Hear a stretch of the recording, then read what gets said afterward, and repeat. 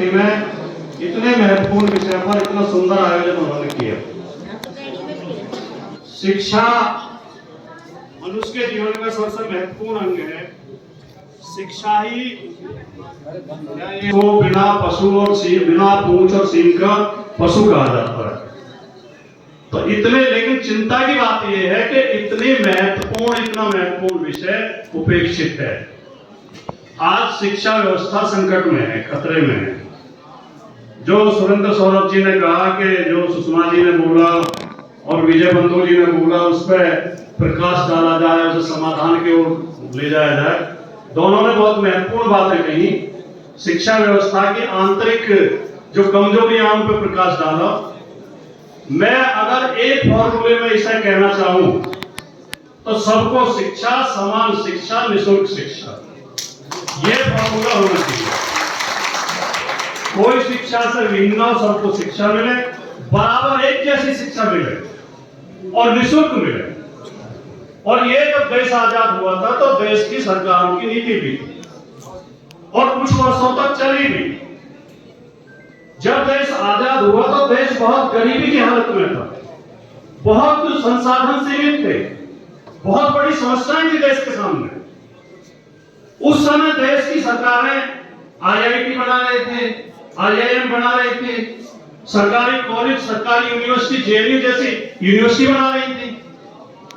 और आज जब हम कहते हैं कि हम विश्वगुरु हो गए हैं और पता नहीं कितने ट्रिलियन की अर्थव्यवस्था हो गई है और 5वें नंबर पर पहुंच गए, तीसरे पर पहुंचने वाले हैं, तब हम शिक्षा का कबाड़ा किए जा रहे हैं, सरकारी संस्थानों को बर्बाद कर रहे हैं, बंद कर रहे हैं, शिक्षा का निजीकरण कर रहे हैं।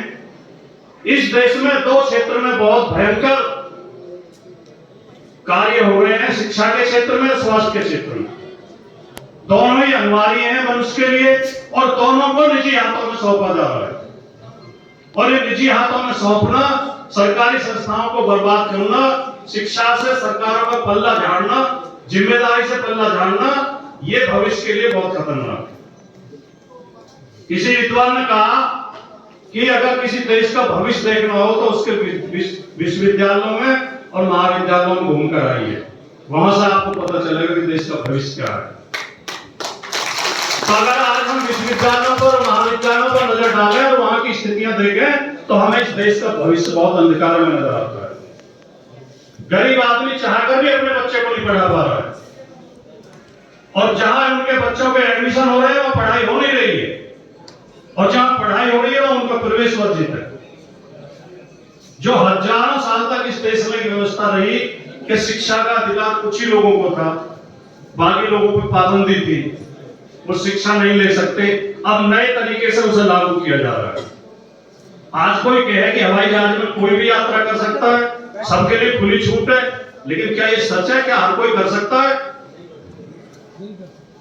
जिस आदमी के पास बस के टिकट के पैसे नहीं है, रेल के टिकट के पैसे नहीं है, उसको हवाई जहाज की यात्रा के बारे में हम सोचें तो कैसे संभव है?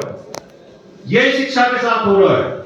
आज आम आदमी ना तो अपने बच्चे को अच्छी शिक्षा दिला पा रहा है और ना अपने बच्चे का अच्छा इलाज करा पा रहा है।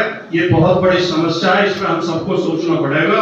मैं ज्यादा समय बिल्कुल भी नहीं लूंगा, ऐसा आभास कतई नहीं दूंगा कि सुरेंद्र सौरभ जी को सोचना पड़े, पर्ची भिजवानी पड़े। लेकिन मैं इतना कहना चाहूंगा, क्योंकि मैं एक ऐसा आदमी हूं जो मेरी मूल विचारधारा है, मैं मानता हूं कि देश के हर नागरिक को राजनीति में हिस्सा लेना चाहिए। राजनीति सबसे पवित्र कर्म है। राजनीति नीतियां तय करती है, योजनाएं तय करती है, कार्यक्रम तय करती है। राजनीति तय करती है कि सरकारी विद्यालय खुलेंगे या प्राइवेट खुलेंगे। राजनीति तय करती है हमारे बच्चों की फीस क्या होगी। राजनीति तय करती है कि जो कपड़ा हमने पहना हुआ है इसकी कीमत क्या होगी। राजनीति तय करती है कि हमें रोटी दोनों टाइम मिलेगी कि नहीं मिलेगी। इसलिए हर व्यक्ति को राजनीति में हिस्सा लेना चाहिए, राजनीतिक सोच रखनी चाहिए, और इन समस्याओं का समाधान केवल राजनीति कर सकती है, भाषणों से, नारों से समाधान नहीं। जय हिंद, जय भारत, जय संविधान।